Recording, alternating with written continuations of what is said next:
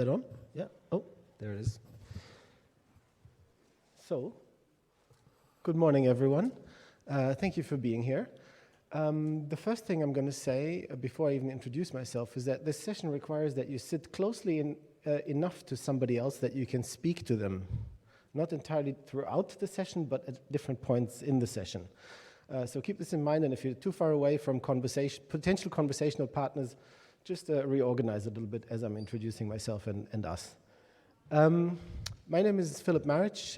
I'm associate professor at UiT, the Arctic University of Norway, and also the founder and executive chair of the Environmental Physiotherapy Association, which kind of also lays the base topic for our presentation here today. Let me just operate this here a little bit. Yeah, skipped over that part. So, as a lot of you will be aware, and I'm sure, or actually everyone probably will be aware, our world is going through quite a rough time in many ways, both ecologically and socially. If we're just looking at the ecological part, you might have heard of what's going on in Florida at the moment with another extreme event there. You know, there's wildfires, floods, heat waves, et cetera, that I think we're increasingly all going through. And so I don't normally go into a lot of the specifics around this and provide sort of numbers and details because it's depressing enough to know the basics. But I think everybody is aware, so we kind of usually got that base covered. The thing that recognizing this does is that we also come to a point where we have to recognize that we need to essentially think of healthcare in a little bit different way than we have before. We have to think about health, environment, and society as an integrated whole, think of them together, and then see what that actually means, what it implies for our practice, what it implies for research, for education, in all of healthcare, all healthcare professions, and in physiotherapy as well, of course. This is also the central point of essentially the Sustainable Development Goals and a lot of resonant developments across planetary health, sustainable healthcare, and the likes. All right. So one of the issues, of course, is that physiotherapy has not done this traditionally, or not in a very large-scale manner, not in a way that actually would be sort of fundamentally meaningful to our profession and potentially, like, you know, changing what we do and how we do things. For me personally, I came across this problem again, I guess, during my PhD studies, later part of my PhD studies, where actually I was looking at ethics in physiotherapy in our profession, and somehow feeling that, okay, we've lost sort of ideas about ethics and ethical responsibility beyond an individual patient on that table. We don't really think about sort of the, you know, bigger kind of ethical questions related to, you know, is there something like ethical responsibility for more than just that one person down there, or my behavior to that person even. And I also found myself, after my PhD, being sick and tired of academia and going back into the clinic and finding myself in exactly this kind of room and thinking, that's really weird. At that time, I was in New Zealand in a clinic that was 2 minutes away from a beautiful beach in New Zealand. Type New Zealand into Google if you haven't been there, and you'll get the picture of that beach, probably. I was just thinking, it's strange that I expect people to come in here when we could be out there getting better together or something like that. Just as a sort of base thought of, hey, there's something going on here, we're missing something in our thinking, right? So with that, I realized, okay, there is a fundamental question here, which is, what does actually physiotherapy, or what does the environment even have to do with physiotherapy? Not assuming anything or too much in advance, just posing the question, what does it have to do with physiotherapy in the first place? And if you like, that very quickly transitions into a slightly bigger question, which is, what does health, environment, society have to do with each other, and how does that play out in physio? What does it mean for physio? So very briefly, with your neighbor or neighbors, go into a conversation of around what you think the environment has to do with physiotherapy. Everything and anything. Just a minute or two.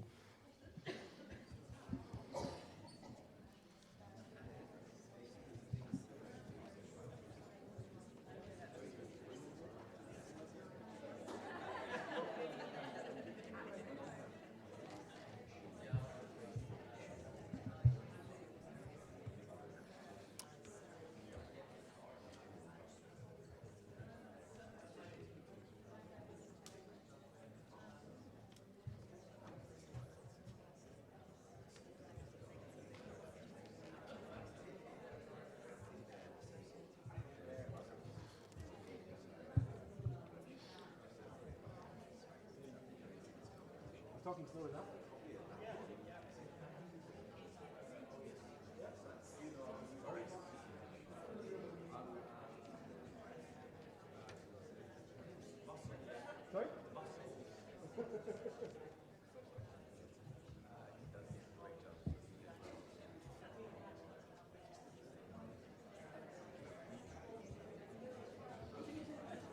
Is it 9:05? Oops, sorry.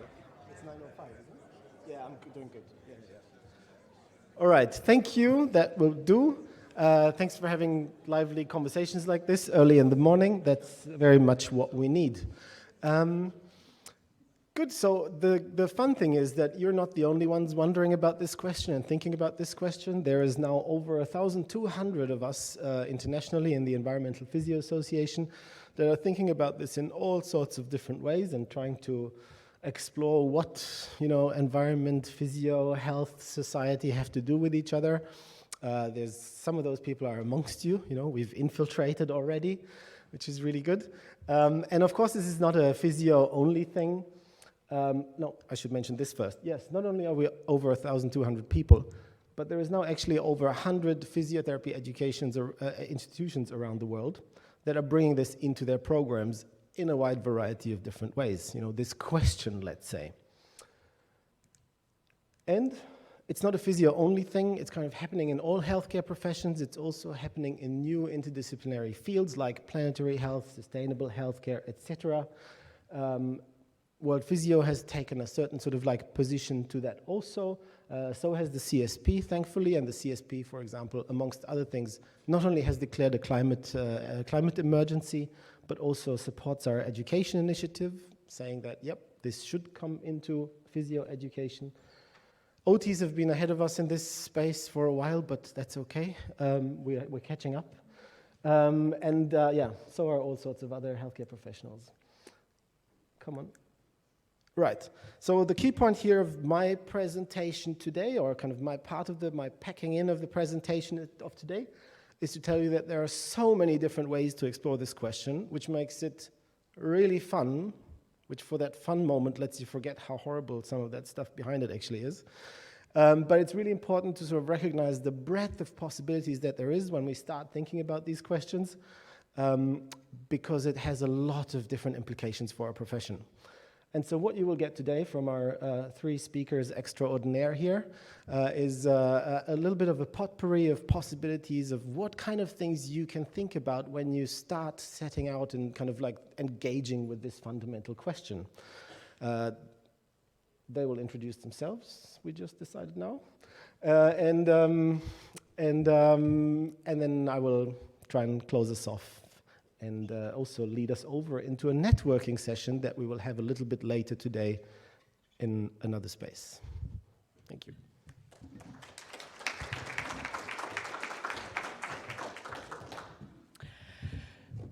Good morning, everyone. My name's Matthew Lowe. I'm a consultant physiotherapist at University Hospitals Dorset. I'm absolutely thrilled here today, not only because I'm here talking about something that I'm engaged with in terms of theoretical study in my PhD, but also one of my patients is here who's actually, it's fantastic to be able to present in front of her. And she's been absolutely integral to the growing partnership that we have with engaging with patients and in changing pathways and services. So I'm going to, surprisingly, talk about the philosophical groundings. Now, to many of you who know me, that's not a surprise. Just a few kind of shout-outs, really. I'm a visiting fellow at the Orthopaedic Research Institute at Bournemouth University and at the Health Sciences University as well. I work at University Hospitals Dorset, and I'm a member of the MACP and current Knowledge Translation Officer for the Executive Committee. So what does a typical clinic day look like? Well, so often I work with people with mainly persistent back pain. And so what does the encounter look like? Well, the encounter starts with, obviously, your process of thinking starts as soon as you meet or as soon as you look at the referral. You start thinking about certain ways, about what you might be seeing. You might even be coming in towards some kind of forms of bias even before you've seen the patient. Then you see the patient, you then create some further kind of ideas about what might be going on. That person then stands up and walks, and then you create an analytical process from their gait, their behavior, And then you walk them into the clinic room. You sit down, you introduce yourself, and you set the scene. So Lisa Roberts is here, and she's done lots of work on the introduction of the encounter, which is extremely important. You try your best to make that encounter balanced. And then you listen to the patient's story. Then you think about ideas, concerns, and expectations. You also start thinking about how every contact counts. You start to consider the source of symptoms, precautions, contraindications, management, and the plan.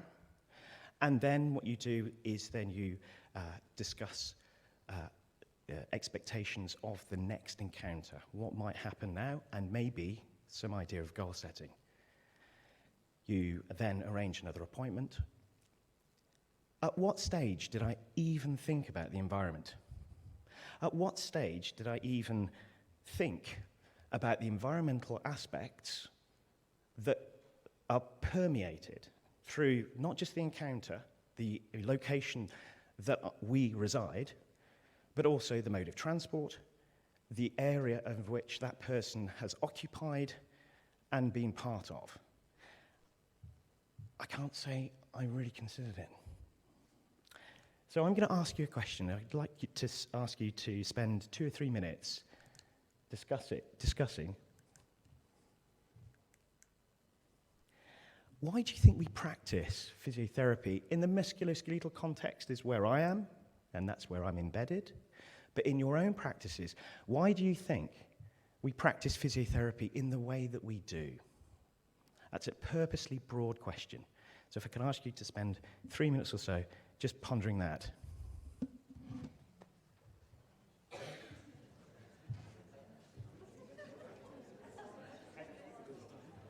right. I've got this, so.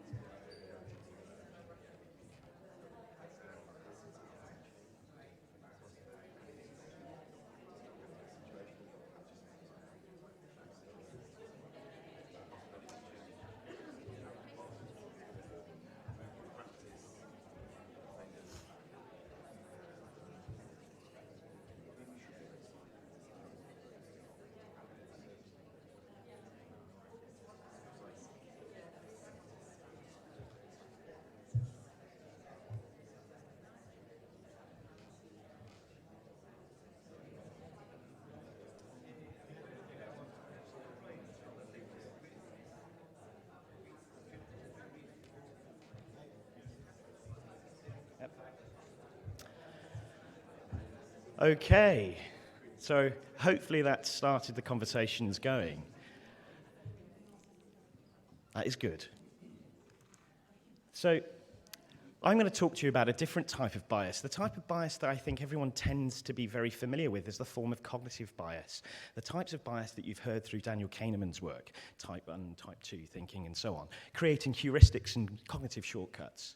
But I'm going to actually pose working on the work of, drawing from the work of Rani Lilanyam from the Course Health Project. Have a look, it's on the internet, it's really good. Is about the basic implicit assumptions about the world, but in the context of our practice, science.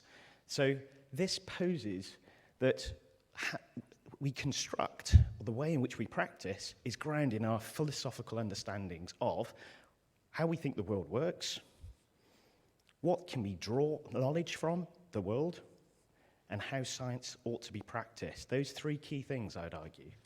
Where does that come from? Well, in fact,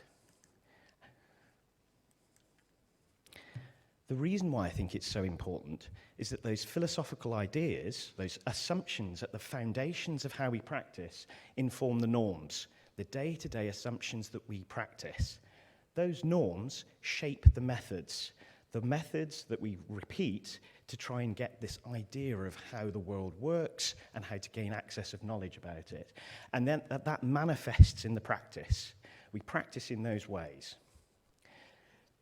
So the slide has come out rather dodgily, which I suspected might happen, but the bottom slide should show that, for example, if I how did the body-mind divide come about? Well, it had some philosophical assumptions around reductionism. If I can understand complex systems by reducing them to the smaller parts, all I need to do is change those smaller parts and then the whole will be better. But it doesn't account for things like emergence. Okay? If I practice in a way that I reduce things down to its smaller components, it's very insightful, but it also manifests in biomedicalism, which is not a problem, but it depends on the context of your practice. If you are a holistic practitioner, then that may look entirely different, okay? So how do we come about this? How do we come to this position? It's a pretty slide. You don't have to focus too much on the words. I've only just realized how small the text is. But I think one of the fundamental things that changed, or rather shaped the way we thought, is the division of nature and culture. So during the agricultural revolution, what we did is, as humans, we started to realize how dangerous nature was. So we sheltered ourselves, and we created crops, we herded animals, and we controlled nature in order to ensure our safety and our nourishment. Then the Industrial Revolution came, we mechanized processes, and we advanced that at rapid rates. And during the Enlightenment, there were lots of different thought leaders, and I won't go into each and every one, but essentially the thought leaders around the Enlightenment period really drew together this idea that nature should be something that is reduced, controlled, and manipulated. There are also some theological aspects to this. Judeo-Christian societies put God at the top, then man beneath them, women next, animals, plants, and so on. So we created hierarchies of power. So the culture and society was something where people should be emancipated and free, and nature is something that should be controlled, understood, manipulated, and reduced. And with science, why are we scientists? Well, we're scientists because we had an allegiance with medicine that practiced in a biomedical form, which is very legitimate and very successful, very good at treating acute illness. We now exist and reside in a situation where chronic diseases are more the issue and not the acute ones. So we gained legitimacy through allegiance with medicine, and that created social capital and prestige. The division between nature-culture also created these dichotomies. You only have to look at a soap note to think about the subjective nature of the encounter resides in the patient's head, not yours. When you say subjective in your notes, it's the patient's subjectivity. Your subjectivity isn't taken into account. When you write objective, are we objective? So you only have to look at universities where the humanities are separate from the sciences. So there are all of these divisions. And what does that mean? Well, we're certainly not value neutral. And we tend to, because of neoliberalism, we focus on individual human autonomy. And the body of physiotherapy tends to focus, I'm really sorry about that, tends to focus on the individual body, and again, the body as machine, where we reduce the body components into the smaller parts. We hope that we help those smaller component parts, and then the whole gets better. This is how we've separated the environment from humans or society. And there are consequences of that, and I think we are in that situation. You only have to look at some of the focus symposium, which is very interesting and useful, but the objective measures that are most valued are the power of the quadriceps. How does that relate to health, function, well-being, and the wider ecological considerations of health and planetary health and our health? We are absolutely intertwined with the environment. So something I want to pose, I've just got a couple of minutes left before we move on to the next speaker, but I'd like to just pose a thought for you whilst we change over these presentations.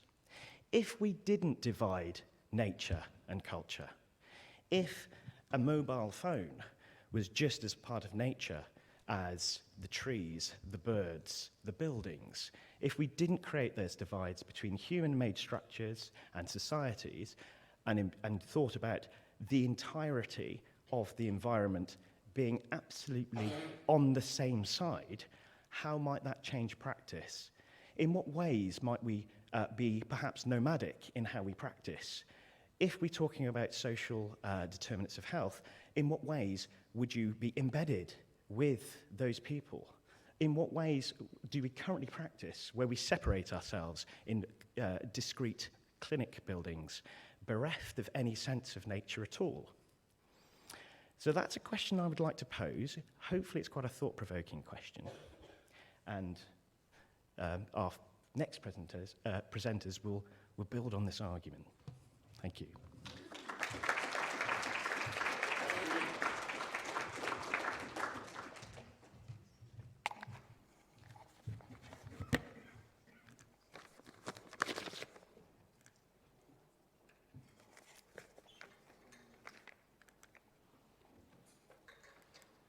Oh, there we go. Good morning, everybody. My name's Danielle. I'm a physiotherapy lecturer at the University of Plymouth. It'd be really great if you could put your hands up if this topic is brand new to you today, please. Lovely. And could you put your hand up if you already know a bit about this agenda and you're already perhaps doing something in your clinical practice? Great. So we've got a good mix in the audience. The people that are already doing this in their practice, it'd be great if you could share your ideas and experience at the networking session later on today. So I'm a physio lecturer at the University of Plymouth, and part of my role is to enthuse and educate our physiotherapy students to explore the connection between planetary health, the health of the planet, and human health. I see that as a bottom-up approach to change, and the reason I'm so pleased to be here today is to talk to you, our current clinical workforce, to facilitate a top-down approach, with the hope that our uni graduates will join a like-minded workforce that are ready to make changes to our profession in order to reduce the environmental impact on the planet. Physiotherapists have busy clinical caseloads focused on improving physical health, empowering patients to self-manage their own conditions, and reducing admissions. All of this essentially means that you are already following sustainable healthcare principles. Furthermore, in the evidence base, we are already considered an eco-friendly profession due to our emphasis on low-carbon treatments, including physical touch and communication. However, we have an opportunity now to do more to help, and the NHS needs our help to achieve net zero. The NHS has set a target to achieve net zero on factors included in the NHS carbon footprint by 2040 and 2045 for the NHS carbon footprint plus. On the right-hand side of this infographic, you'll see procurement of medicines and equipment and patient and staff and visitor travel. This is where we could potentially have our influence and try to work more sustainably.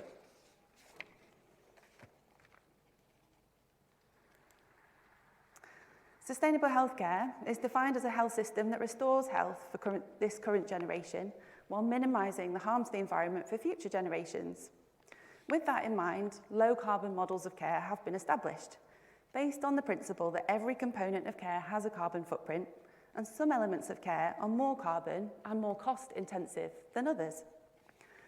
For example, if you think about your average hospital ward, each patient on that ward requires laundry, catering, equipment, scans and tests, and often assessment and treatment by multiple members of staff. This equates to nearly 40 kilograms of carbon dioxide equivalents per patient per day. This is roughly the same as a return journey from Manchester to York in an average size car, or the equivalent of 608 cups of tea. It's going to take 1 or 2 mature, large trees a year to offset that amount of carbon, and that's just for one patient for one day on an average ward. If the patient was on a high-intensity ward like ICU or HDU, the carbon produced is double to nearly 80 kilograms of carbon dioxide equivalents. So hopefully this illustrates that the carbon impact of the care that we deliver in the NHS is increased if the care needs are high and complex, also if the care is inefficient or inappropriate, or if the treatment that we provide is carbon intensive.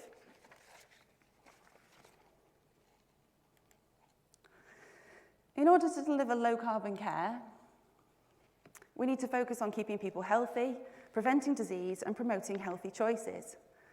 Anything that you already do to reduce length of stay is reducing care needs.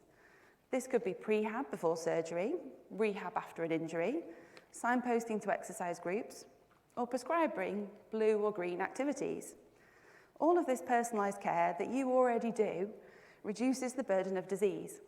And it doesn't matter if climate change or sustainable healthcare principles are not the reason that you are doing it primarily.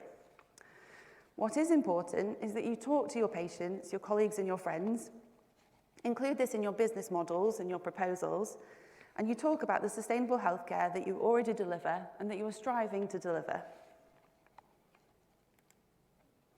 Next, we need to deliver efficient, effective, evidence-based physiotherapy, as this will help us to produce lean care pathways, treatment that is delivered closer to home, perhaps in the patient's own environment, or using tele-rehab or digital health that reduces staff and patient travel and reduces emissions. Some community physio teams in Devon are already using electrical vehicle fleet car schemes, car sharing, or cycling to reduce admissions. Many of our graduates have happily emailed me and told me that they've been paid mileage to cycle to see a patient in the community. Reducing the carbon intensity of the treatment you provide to patients can be really hard if you're not sure what the carbon footprint of your intervention is. This is where I would suggest a good starting point is with your supply chain. Talk to the manufacturers, like the ones in the hall opposite, and ask them the carbon footprint of the equipment that they make. They should know this, and then it will help to inform your clinical decision making. You may also want to consider the impact of single-use items and others that can be repurposed, redistributed, and recycled to the next patient. There are many, many examples of where trusts have made huge carbon and cost savings by recycling walking aids, for instance.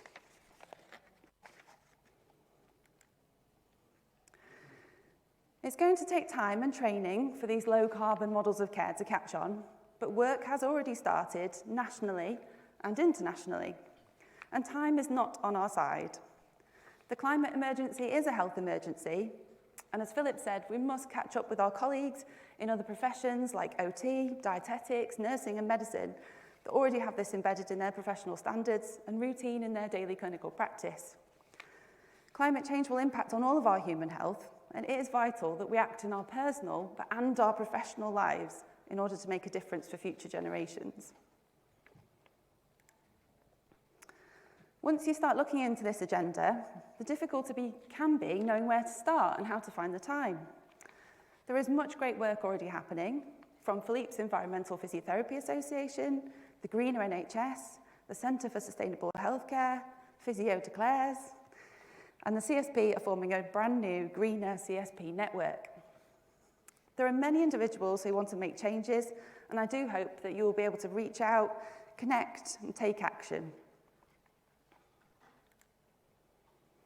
There is an increasingly wide range of education and training available, including carbon literacy toolkits, e-learning modules, help with quality improvement projects, and leadership training. The path to net zero will only be possible if the entirety of the current and the future workforce is literate in planetary health and sustainable healthcare principles.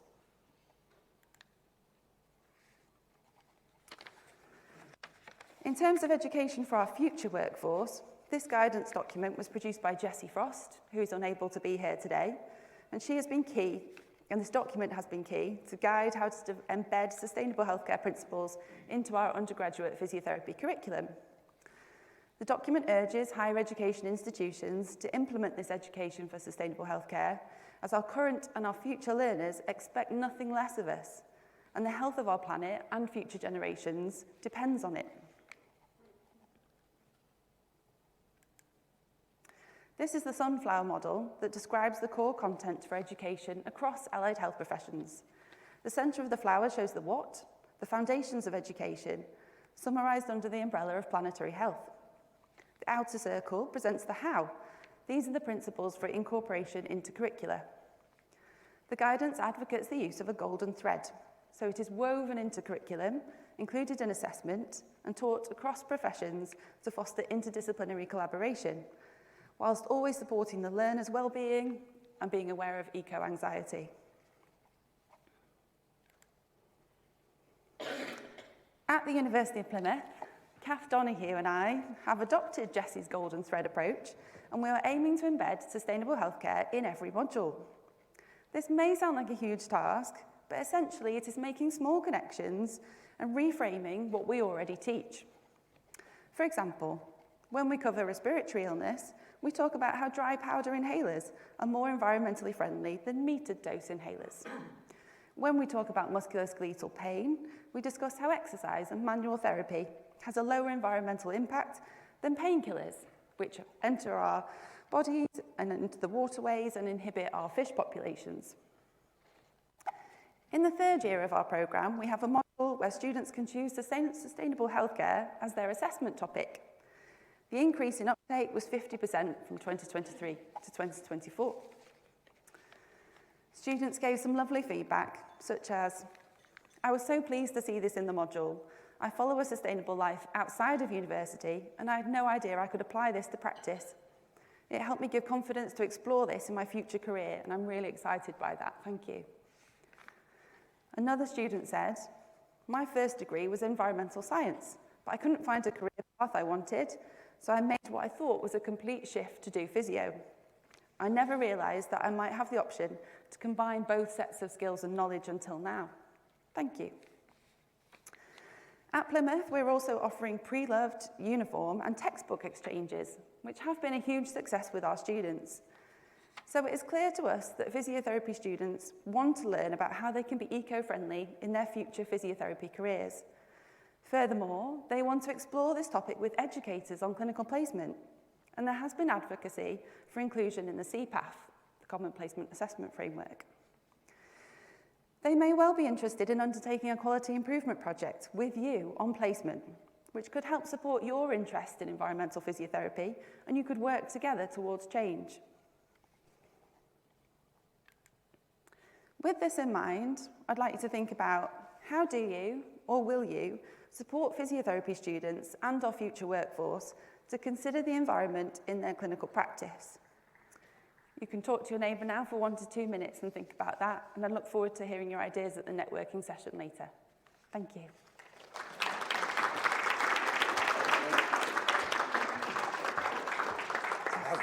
Thanks.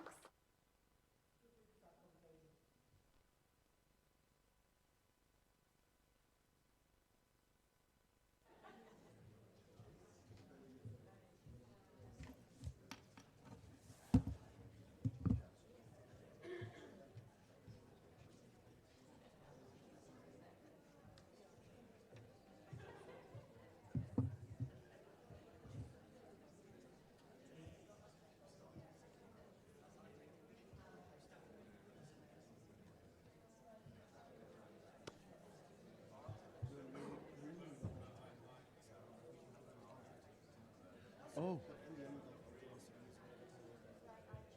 Yeah, it's good. So we don't go and hurry. No, it's good. Then we keep little, but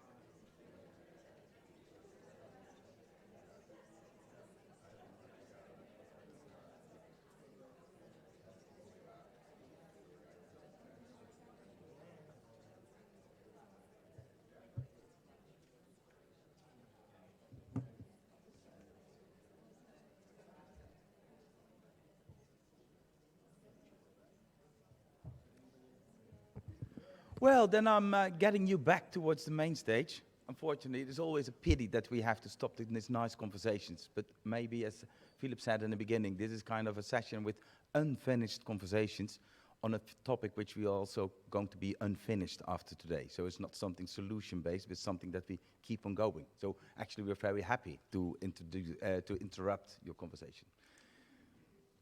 Well, my name is Joost van Wiegen. As you can hear from my name, I'm not English and I'm not Norwegian, although I'm living in Norway at the moment. I'm Dutch or European, whatever you say. So I'm kind of connecting to the Western Norway University of Applied Sciences in Norway, Bergen, and also Han University of Applied Sciences in Nijmegen, the Netherlands. A part of the Environmental Physiotherapy Association, one of the first supporters of Philip there, and also part of a European network concerning HACIT. HACIT stands for Health Equity Through Education for a Sustainable Society. Well, actually, that's also the point that we try to talk about, is that the intersections of justice, equity, and environment, where are we standing of? Which is kind of interesting. So the moment that I was asked to get here, I thought, okay, there's a kind of some ambiguities here. Also what Danny was just saying, that I think, okay, what have I just done? I took a plane from Bergen, which was not able to go directly to Manchester, so I flew to Amsterdam. Also, I had to do some other stuff with HACIT. And then took the plane again to Manchester. The carbon footprint was rising dramatically, I have to say. And they're also going to do the same trip backwards. So what's the point of talking about environmentalism and then taking a plane? So is this a shame of sitting in the plane? So that kind of hit me that we have to talk about the ambiguities that we are. And as Donna Haraway once said, we have to stay with the trouble. So this part of the session will be something about staying with the trouble and addressing all those ambiguities head on and see where we are standing. Also from my point of view, when we talk about justice and equity, we have to take these kind of things. Because a lot of times we open up for the easy solutions. And that's what we say also in physiotherapy. There are no easy solutions. Because we are helping patients also in their complexity. There's also kind of the things that Matthew was saying about. That we have a lot of assumptions there. So how complex is the world? And something that's like this, how far can we go? Well, now concerning the ambiguities that we think of, first of all, it's the action versus the reflection. That was, for me, was kind of important.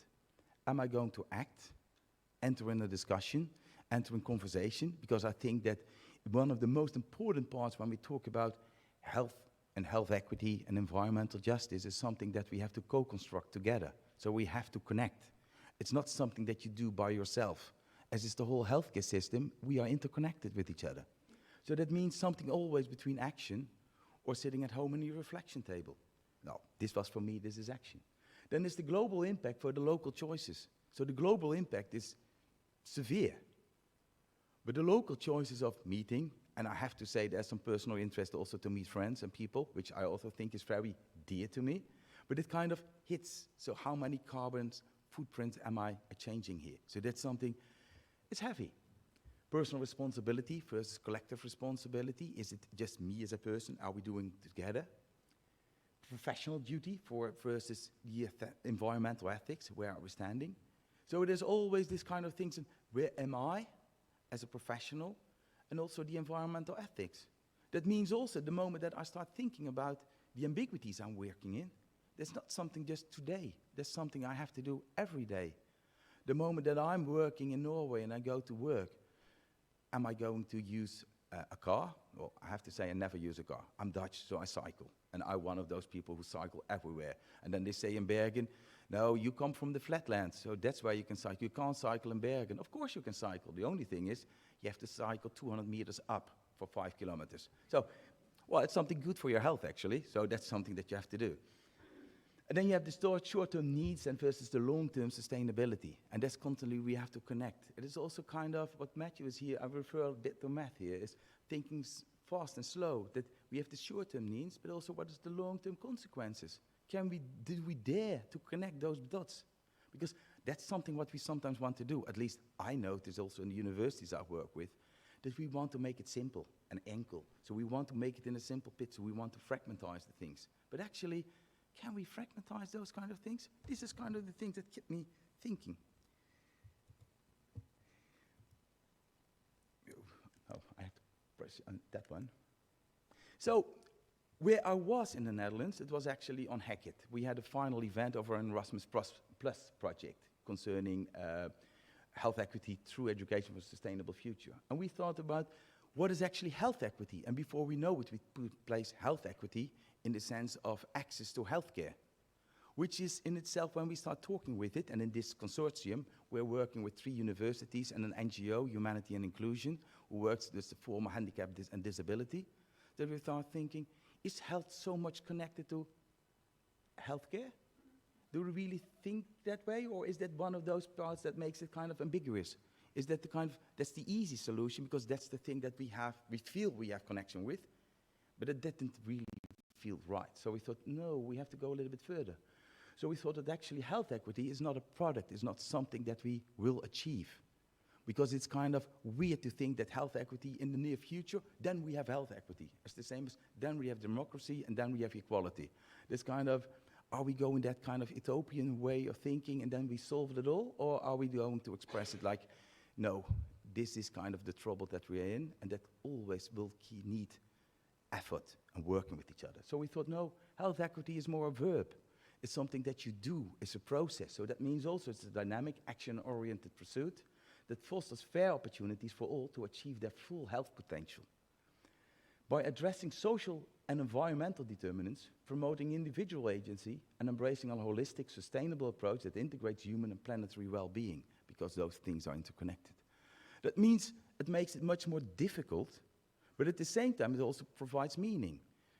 And when we are talking about here is also what is meaningful to us, because when we go a little bit deeper and we're staying a little bit with the trouble, are we just follow regulations, or are we more into what is the meaning behind it? Those are two different things, and that's something, for example, in Norwegian you have 2 words that are almost the same, formål and forskrift. Formål is the meaning, forskrift is the regulation. And I see most of the people, they prefer to attend to the regulation, to the forskrift. But that sometimes you have the responsibility also professional and ethically by thinking what is actually behind it.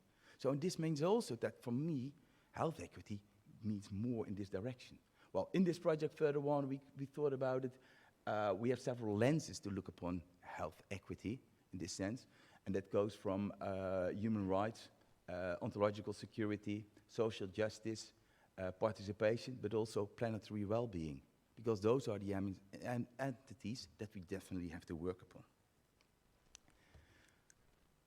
So the other part was this kind of, I talked about here, the first one, achieve their full health potential. That's kind of interesting when we go towards the framework that we work in physiotherapy. Because most of the time we work on functionings. We are so ingrained with an ICF model that we think it's the functioning that it is. It's the same as if we provide the resources, everything is going to be good. So we focus on the small body structures, or we go on this kind of elements. But here is interesting, what kind of framework concerning justice are we actually using? I think that sometimes it's quite interesting to go into the capability approach as Amartya Sen works about it. And the capability approach is defined by its choice of focus upon the moral significance of individuals' capability of achieving the kind of lives they have reason to value. That means that we don't so much go into the functionings as such. We look upon people's capabilities to achieve those functionings. Do people have the capabilities? And also, are they able to convert the resources that they have into this kind of way? What we notice, to think that everybody has the same capabilities is a kind of a naive position, because people don't have the same capabilities based on the different resources. And we can, of course, we can redistribute resources, but it doesn't mean that people have the capabilities. The first time I read this kind of part of work from Amartya Sen, and afterwards also with Nussbaum, it kind of hit me that capabilities fit so much in my understanding of physiotherapy that we work on helping people to have that capabilities. And it's up to them to bring into function what they value. It's not up to us. I'm not that moral guide, but I have to help them, but I also have to see from all the resources that are actually available. That makes it kind of more difficult actually also, but also interesting. When we then go a little bit deeper, and that was Srikna Venkatapuran, he wrote a beautiful argument from the capabilities approach concerning health justice. And he said health is actually a meta-capability, a foundational component for the realization of other capabilities. Without health, individuals are less able to pursue other goals and opportunities, limiting their freedom and potential for flourishing. So the moment that we see health not something as an end product, but actually as the basis of thinking, then we're moving forward. But the moment that we take health as a basic thing for flourishing, do we have to limit it to human health? Or is actually the planetary health a part of that health system as well? So the moment if the flourishing of an individual is not only depending on its own health, but also of the health of the community, but also of the health of the bigger environment. So actually, in this whole setting, we change it a way bigger. And we make an argument that is actually health in itself is a meta capability. And it doesn't restrict it to humans in such. So we have to make a bigger picture. So then we go quickly into environmental justice and say sustainability for capabilities. So the capabilities are mostly constrained by environmental injustice and safeguarded by sustainability. What we see that when we are in this environment and what environments does with people, then we see quite a little bit of environmental injustices to the world, to people. And if we focus on human flourishing or organic flourishing, then we see from what kind of injustices are around. And the moment we see the injustices, what does it do with us? So do we ensure people to have equal access to clean water, safe spaces? So that means it's kind of important that we go in here. When we, for example, go a little bit more in environmental justice, this is the map from the International Monitoring Center for Internal Displacements. Those are the displacements based on conflicts. What you definitely see is also the conflicts in Palestine and Israel and Ukraine, from what's the thing that we have to do there. Because it's quite important that we understand that's not something that happens outside of our scope. Because it's kind of, it is environmental injustice is what's happening. And are we looking back? Is this kind of one of the ambiguities? Are we just changing channels, what we do on television, because it's a little bit inappropriate? It's discomfort. But actually, that discomfort we have to address head on. So we have to see what they're going to do. And it's not about taking sides so much, it's about addressing what is actually happening here. But if we go now for displacement on disasters, environmental disasters, then the map looks differently. Then we're entering all of Central Europe. Norway, England, we have displacements already there based on environmental disasters. That makes it quite heavy for us that we have to think differently. So that means that actually we have to say that inaction in the face of harm is a complicity. We have passive injustices. The moment that we don't act when we know harm is done, and we just look around, and then we change the channel, is that okay? Is that something that we want to be as a human being, as a professional? So equity and justice, environmental health is foundational to health equity. When marginalized communities bear the burden of environmental neglect, their health and capabilities are restricted. And that's what's happening in the world. And we have a position in there as professions, small and also big. So climate vulnerability, it happens everywhere. We see the environmental degradation, we see the restricted essential for capabilities.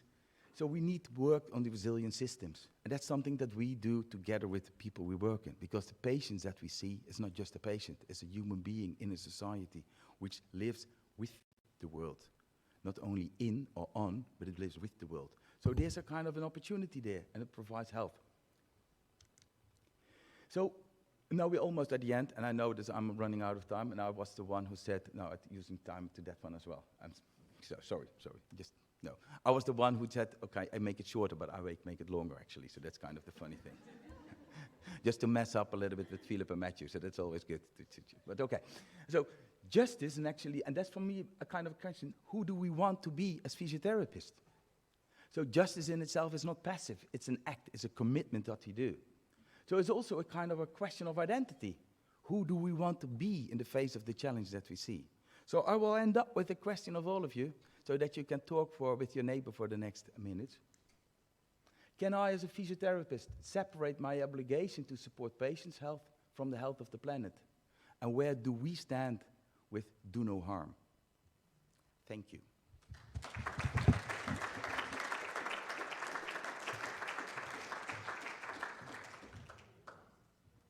Feel free to go into your conversations.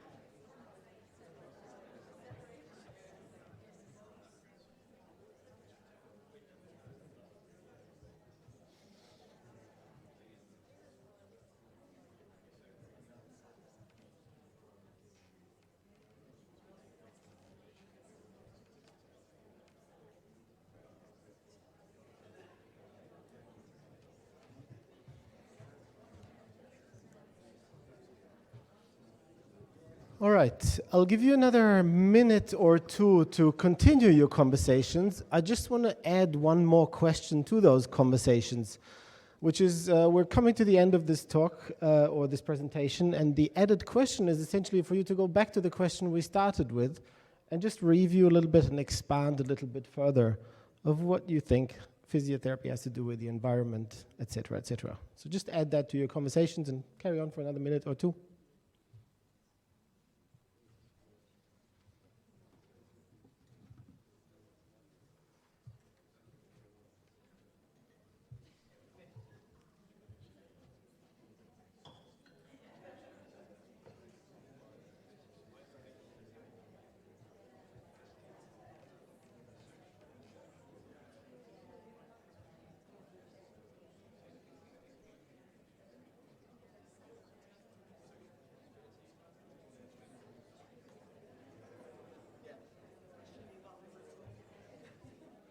Didn't know there was a line there.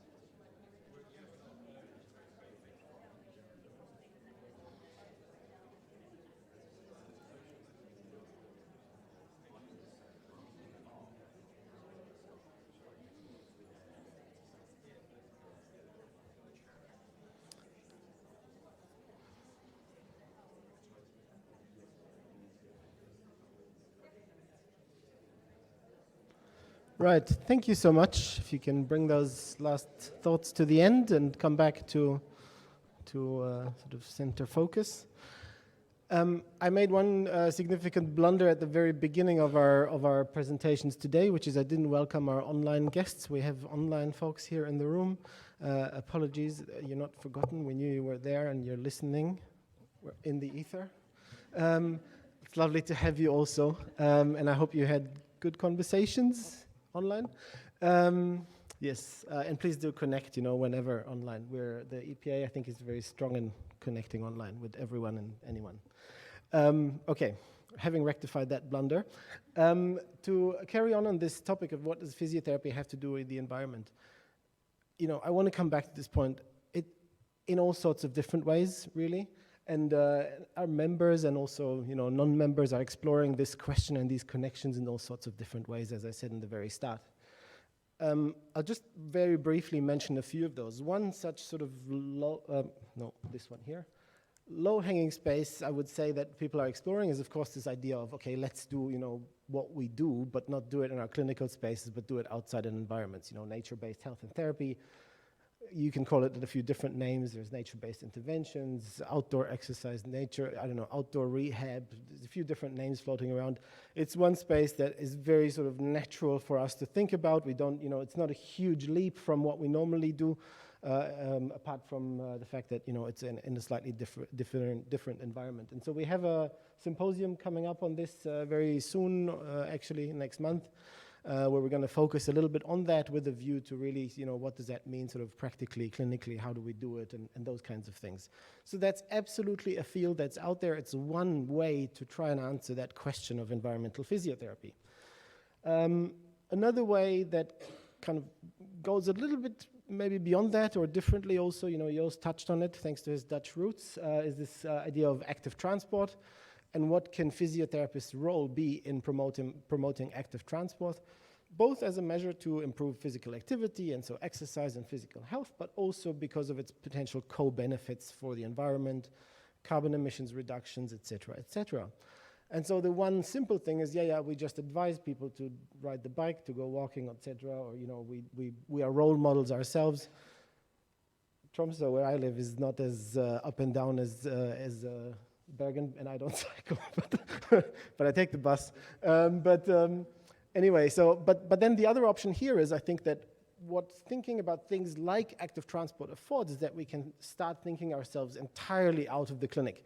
We can start thinking about, oh, actually, this is a question of urban infrastructure, right? And so we can get involved in landscape planning, urban planning, you know, city design, questions of sustainable cities and communities, and find ourselves in maybe entirely different roles where that's actually our main kind of area of focus in the future. I think it's really exciting. It's really important to think our way entirely out of clinical practice, sometimes also into completely new practice regions. And this is a kind of like a bridgey pathway maybe to some of that. How am I doing on time? Not good. Other colleagues, of course, are also exploring how sort of indigenous knowledges that have traditionally been, you know, marginalized in our profession might actually give us a sort of a foundation where we understand human health and environmental integrity as being completely interrelated, and so therefore resulting in entirely new pathways for practice, for thinking, etc. There's also a little bit of a kind of initially simple talk maybe about thinking about the ICF in a little bit different ways, making sure we think about the environmental factors that are mentioned in the ICF in much more explicit terms. And then if we do, what does that mean, right? Like, at what stage, if we think about the environmental factors, do we say, okay, I'm just going to still look at this individual person and how environmental factors influence, you know, that person's health and so on, versus going directly to environmental factors and trying to influence those kind of at a population health level, if you will. So those are just indications of all sorts of things going on our website. Under the research page, there's over 100 different publications that have come out in just the last few years. It's going to keep you reading for a few months. If you're not sure that the environment has something to do with physiotherapy, go there, and I'm sure you'll be convinced by all sorts of different authors from around the world. We have a blog that's been you know, a kind of a multilingual space for exploration of that fundamental question of environmental physio with, I don't know, I think over 150, maybe 200 blog posts by now. People all over the world just thinking about, well, in my space, yep, it has to do with this or that and so on. We've created really extensive resources for education. If you're an educator, clinical educator, or actually sort of like, you know, at university, in school educator, you can find ways to get started. We're starting to develop resources for clinical practice and how to, you know, really sort of like just jump in and get started on clinical practice. And all of that goes to this kind of like concluding point, that the truth of the matter is that every single aspect, no matter what we're doing and no matter what we're thinking in physiotherapy, actually has something to do with the environment, and I would say our socio-ecological environment, let's put it that way.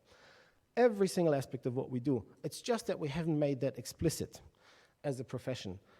But it's high time we do it, you know. And why is this important? Because initially, the reason why it's important, I think, is because initially it might seem like, what are you going to do now? Physiotherapists talking about climate change and biodiversity loss, like what in the world? It can seem really far away. But when we start realizing that actually, oh yeah, of course, even the body is an environmental thing, you know, we need air to breathe, we need food to eat, we need, you know, water to drink, it's really in all of the basics of what we do. That's where suddenly that kind of the distance to questions like climate change also, to biodiversity loss, to ocean acidification, and you name it, becomes a lot smaller and might be much more natural for us to think our ways into practices in entirely new spaces as we kind of bridge that gap more and more and understand how all of physiotherapy is always already environmental, whether you want it or not. What a closing word. Improvised just there.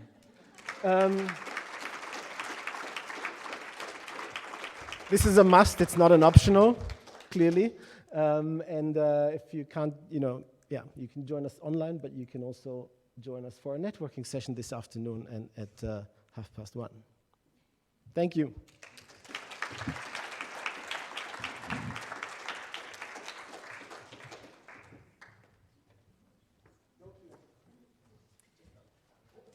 Thank you. I'd like to thank Philippe, Jost, Danielle and Matthew, and please do go to the networking session this afternoon. And I'd like now to welcome Dr. Nicola Middlebrook onto the stage for our next session.